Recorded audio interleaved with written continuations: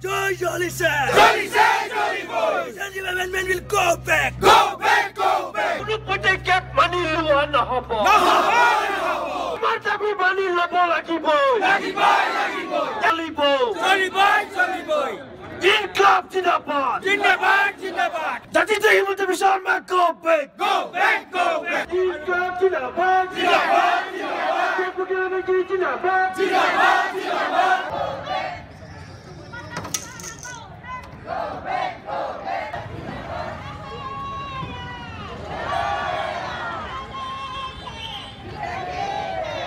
হয় তেতিয়া হলে অসমত বৰ্তমানে থকা আমি এই বিলখন কোনো পধ্যে মানিব আমি নোৱাৰো আমি আজি ধান কটা এৰিও আমি আজি হাজিয়া কৰি এৰিও আমি ইয়ালৈ আহিছো কেলে আমি এজনী অসমীয়া বুৱাৰী হয় আমি এই বিল কেতিয়াও মানি নলওঁ হিন্দু বাংলাদেশী হওক বা মুছলমান বাংলাদেশী হওক আমাক অসমত আৰু কেতিয়াও নালাগে যদি এই বিধেয়কখন আকৌ যদি আমাক এইখিনি কৰিবলৈ হয় তেতিয়াহ'লে আমি আন্দোলন আমাৰ ইয়াতকৈ আমি তীব্ৰতৰ কৰি তুলিম আজি এনেকৈ ৰাজপথলৈ ওলাই আহি স্পষ্ট ভাষাত আমি ঘোষণা কৰিছোঁ যে নাগৰিকত্ব সংশোধনী বিধেয়ক 2019 আমি কেতিয়াও মানি নলওঁ আৰু নলওঁ নাগৰিকত্ব সংশোধনী বিধেয়ক 2019 ভাৰতৰ সংবিধান বিৰোধী আৰু এখন সম্পূৰ্ণৰূপে সাম্প্ৰদায়িক বিধেয়ক পৃথিৱীৰ কোনো দেশতে বিদেশী নাগৰিকক নাগৰিকত্ব দিবৰ কাৰণে আজিলৈকে আইন হোৱা নাই প্ৰথমবাৰৰ কাৰণে এটা অদ্ভুত আইন আনি বিজেপি আৰু আৰএছএছে আমি দেখিবলৈ পাইছোঁ যে এনেকৈ নাগৰিকত্ব সংশোধনী বিধেয়ক আনি